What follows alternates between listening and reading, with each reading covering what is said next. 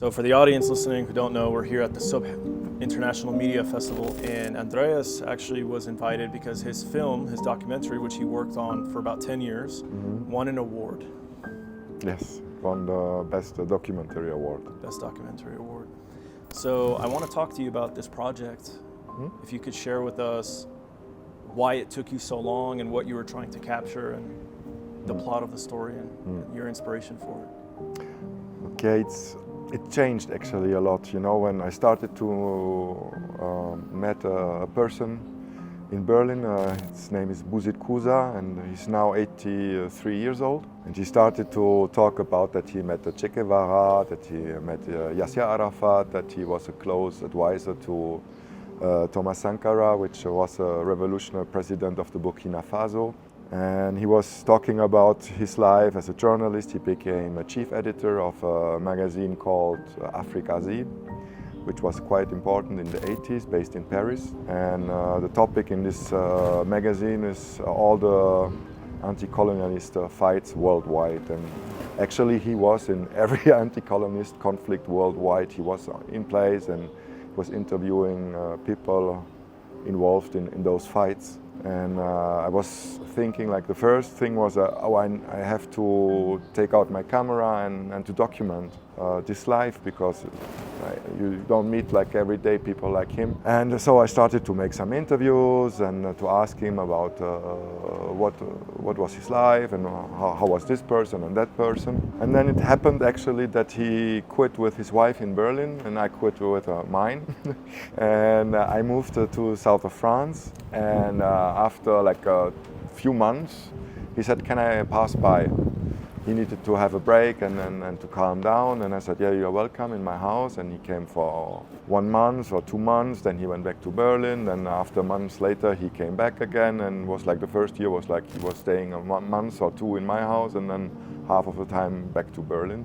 And then I had to move out from this house because the house was sold, and I rented it, and so I asked him, if you want, I have to look for a bigger house with enough space for both of us, or just for me? And he said, yeah, for both of us. And actually we have become flatmates for 10 years, and my children, they grow up with him. And in the film I asked my children, who is Buzit for you? And they said it's a kind of grandfather, because he was they spend much more time with Buzit than with his real grandfather. And after 10 years, Buzit started to get older, and his body shows first signs of weakness. And then there was this question about what is the future of us and our relationship. And even if he calls me the son of his heart, and I call him the father of my heart, because he has really the same age than my father. And at that time, I stopped to speak with my own father. So Buzit became also a kind of Ersatzfather for myself. And after 10 years, and we decided that maybe it's better for him to go back to his family, to Algeria, where he comes from. And they all waited they waited for him for a long time.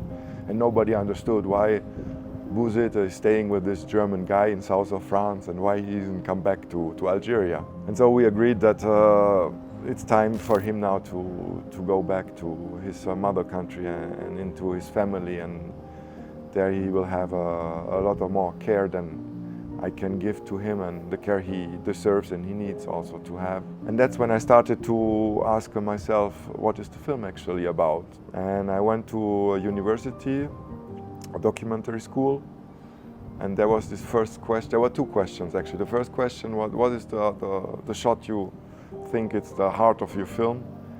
And I shot the preparation of a couscous, and you see our both hands going into this real hot couscous, and we are burning our fingers, but to prepare really a good meal. And actually it was the goodbye meal, and we invited all the friends he met during these 10 years in France, and then said, okay, this is like the feedback that is like it's a relationship actually. It's not of the life of Buzit, but it's about both of you. And the next question was, but who is Buzit for you? I mean, he has the same age than your father. And that's when I called my children and asked, who is Buzit for you? And they said, it's our grandfather.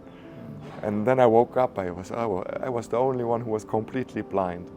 And after this experience, I started to write actually the real screenplay of the film. So I think documentary is always like when you have an idea at the beginning and you have a first screenplay, especially when you film 10 years long, when you have the same screenplay at the end, it means that you haven't listened to your subjects at all. Like by doing documentary films, you will always have changes because you can't never see what the other person will speak, what will happen, and you have to listen to your own pictures, your own images, what is happening. And so in documentary, most of the time at the end you have another film that you have imagined at the beginning. Can you walk us a little bit through the plot of the film? So the center of the film, I think there are two parts. It's the transmission, like from an older person to a younger person. That's why also the film is named A Father, a Son, and Sankara.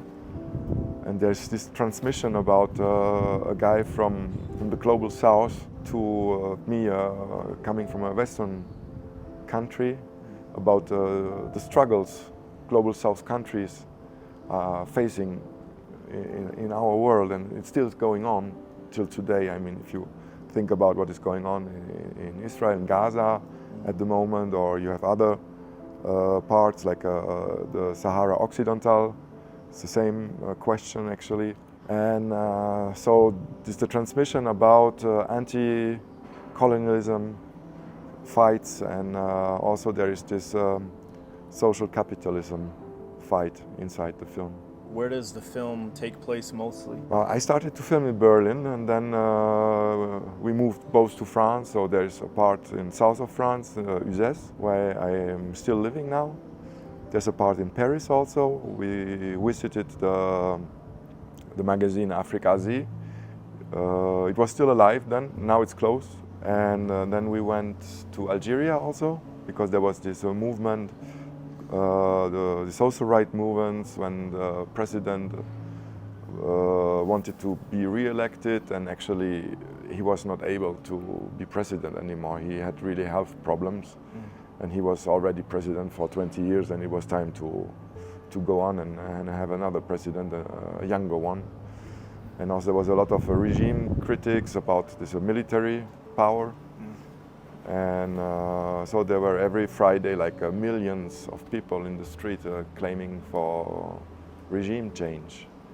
And Bouzid wanted to see that, and for me it also was, I was curious about what was happening in Algeria at that moment, and also to see the background of where he grew up and what is his family, which I never met before. And so we went to Algeria. And then there are some images, footage from Thomas Sankara. Bouzid was a close advisor to this president. And I mixed it up with some pictures I shot in Niger, where I was traveling on my own for 1 month and to get in touch with local people there. So you filmed this project on your own? Yes. So this is a project 100% produced by you. You wrote the story, you documented, you did I the camera work. I filmed it, I edited it. At the end, I knew I need some pictures where Bouzid and me were together in the same picture. So I asked two friends to help me to have some, to make those shots. But it was like 4 or 5 days of work. It was not like small work. Yeah. But I needed those pictures, yes. So for you as a filmmaker, as a storyteller, what is it like trying to tell a broader story about social capitalism, or socio-capitalism as you described, and anti-colonialism through individuals and characters? I think the most important thing as a Western white heterosexual male is to find your own position inside. Because if you have the same speech as someone from a global south, you have this danger that you recreate a colonized perception, you know. So I had to find the angle how I can speak as a white man, as a Western man. And I think with this relationship to an older man who is replacing my father, I found that angle where I can talk freely without taking the voices from global South people. Mm. Is it an emotional film? Yeah, completely. The first, when I had the avant, how you say, premiere, was the first time when the light went up in the cinema and there were 500 people. It was a big cinema. I saw so many people crying. I was really surprised about that. It was first time. Why was it surprising? I knew it was like a film full of emotions, but that I really can touch people like that throughout the film was a first-time experience, and I was surprised and very touched myself actually about how strong can cinema be. And it's a very, like, you know, the film is without any explosions. There is no like love scenes or like the whole shit you see in American movies nowadays. It's a small film.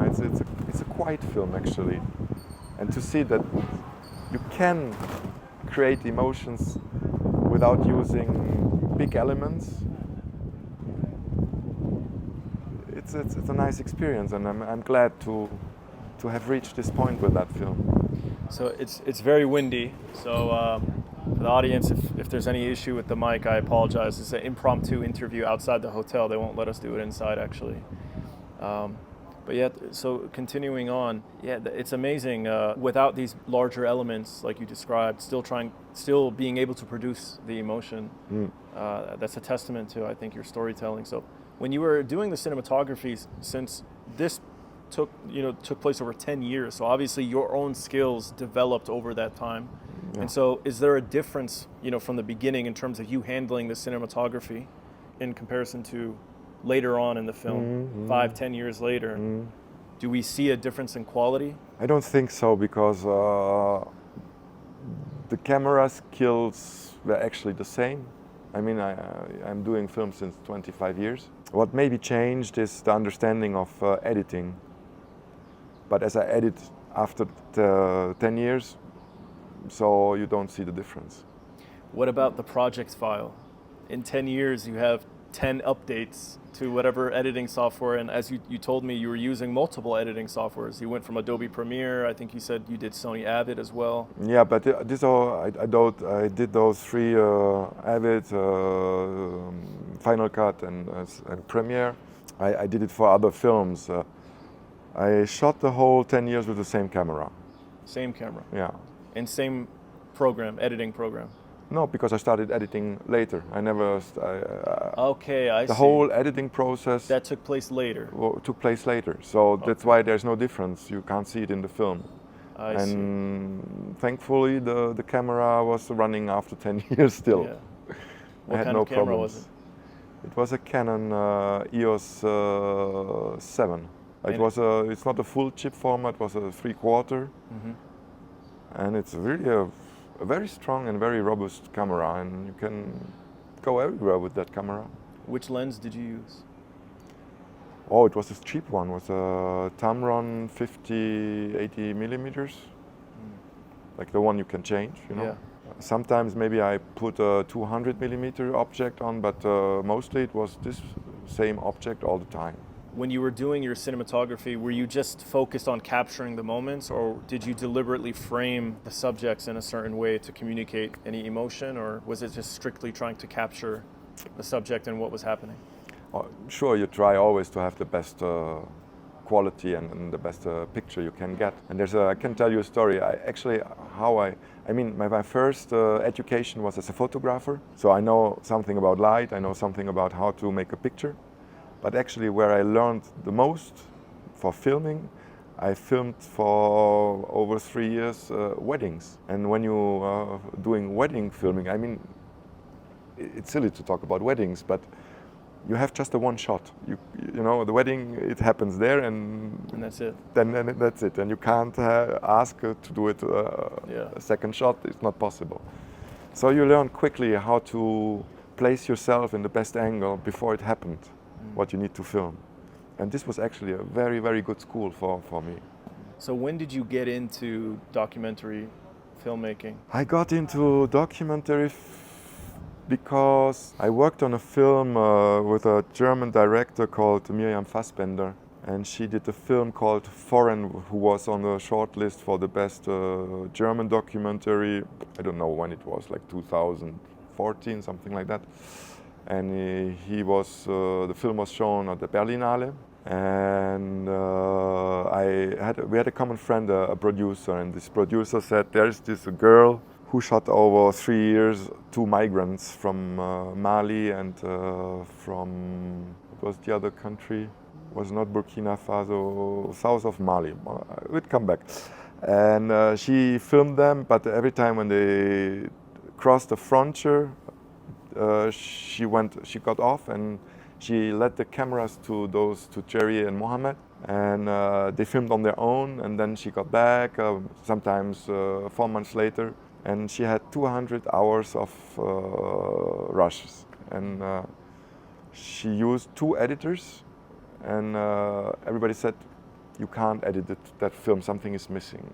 And the producer friend asked if I want to try. And I said, yes, let's try. And the film, he was in Algeria, invited on several international film festivals. He won first prizes also. And this is how I got into documentary, and I started to find it really interesting about the subjects and the truths you find in documentary films compared to fiction movies, which I did before.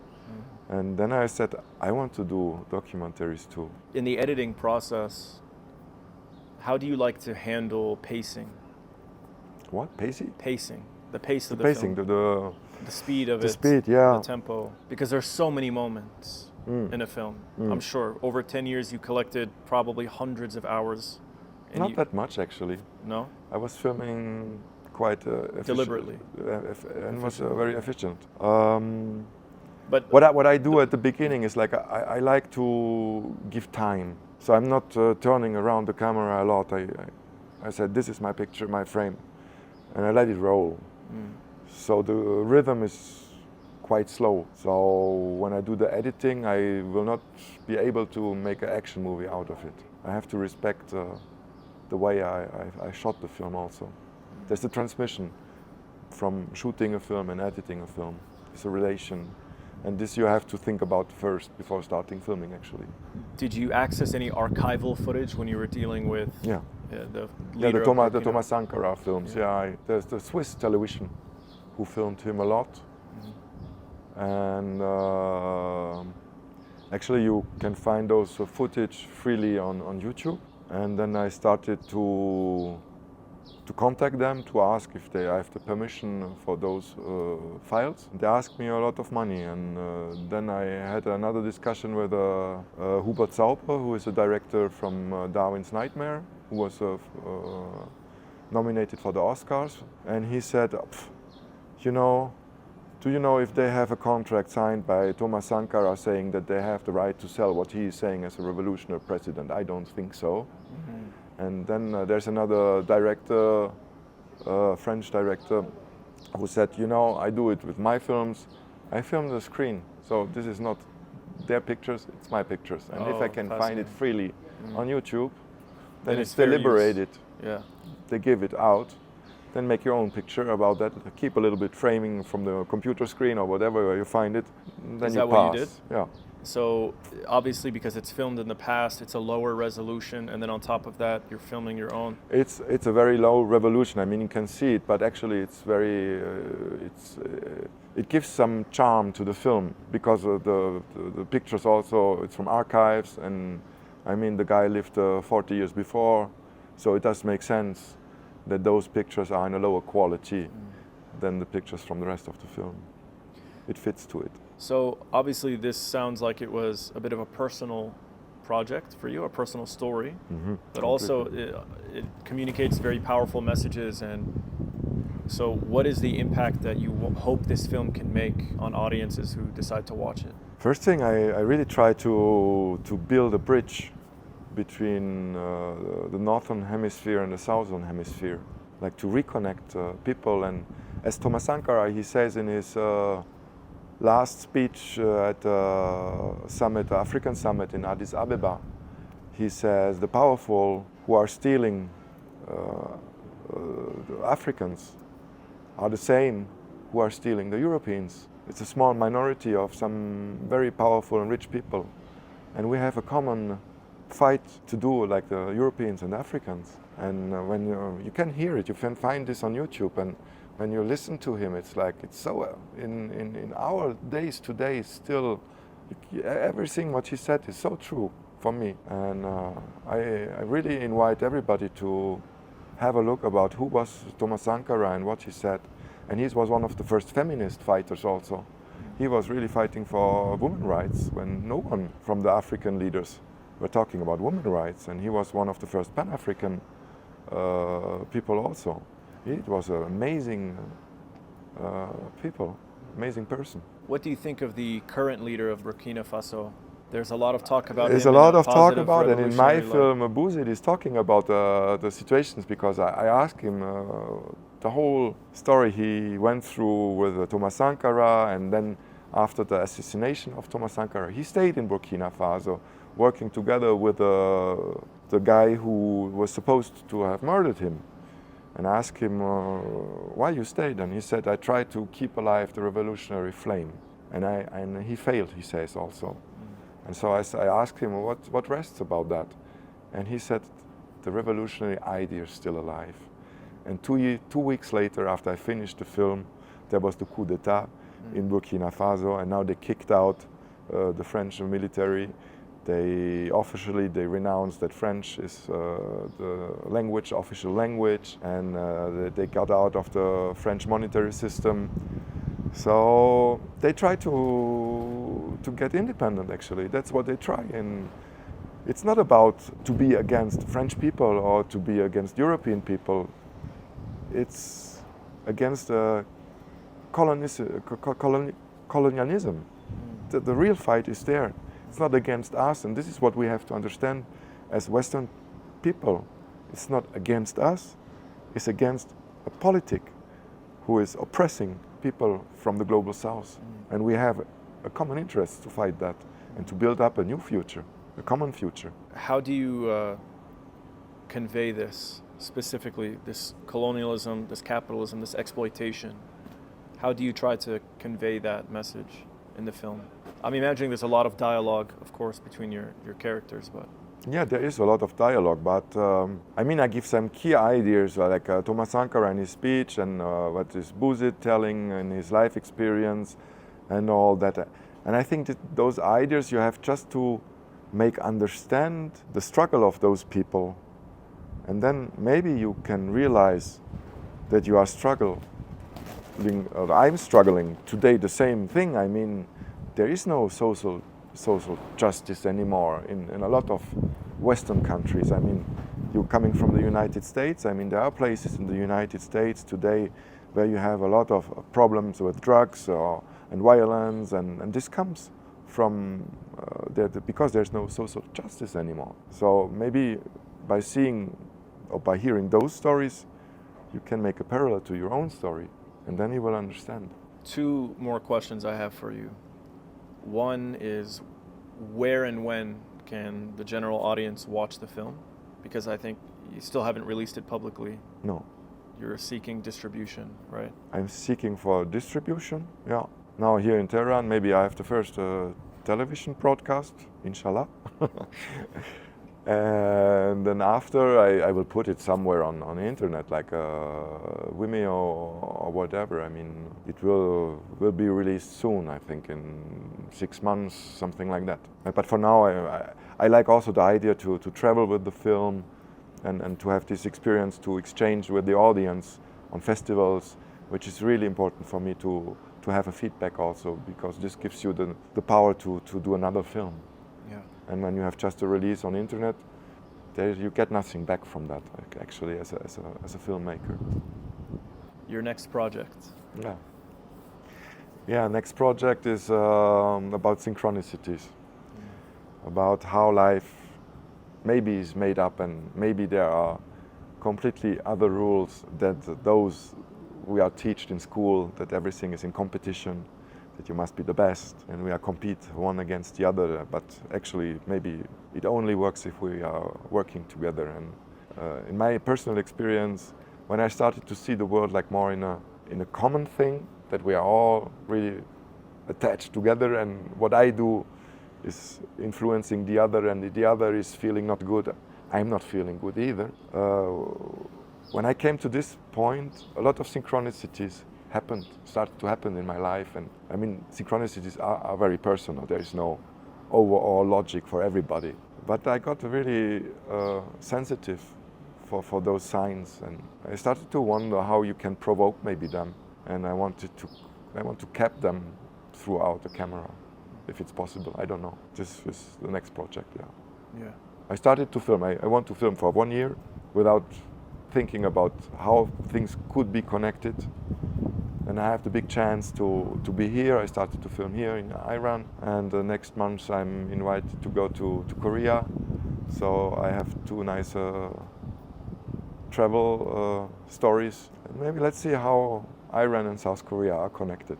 The last question I'll ask, how do you find Iran? We've only been here a short time, but... Yeah, I saw a few things, but what I can say is Iran is not what I'm hearing spread out by Western medias. It's not true at all. Like this very oppressive system against women. I mean, here I see a woman without scarves on their head, woman with scarves, like everybody is pleased to do.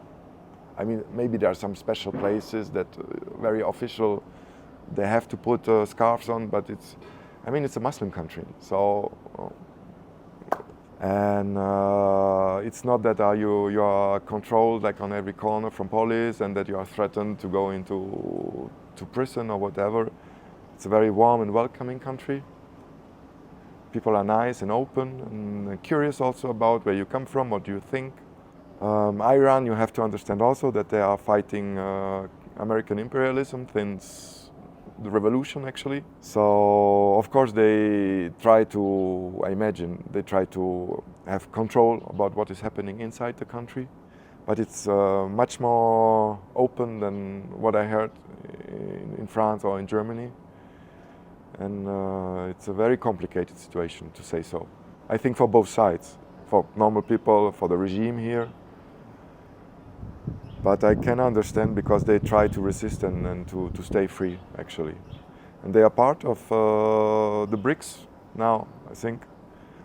And they're working on this new multipolarity world order, which is raising up at the moment. You can see it everywhere. So, I mean, I can say to people, go to Iran, see it by yourself. It's not that dangerous, or it's not dangerous at all. It's a very beautiful country. I love it, yeah. I mean, people are nice, food is nice. Now we have a great weather. I mean, it's not too hot, not too cold. Yeah, it's perfect. It's perfect for traveling. Okay, my friend. Well, I appreciate the interview. That wraps it. Thank you so much, my friend. Thank you. This concludes my interview with filmmaker Andreas Landeck. If you'd like to watch his documentary, visit the link that I've pinned in the comment section. You can also find it in the description of this video. Trust nothing. No laws.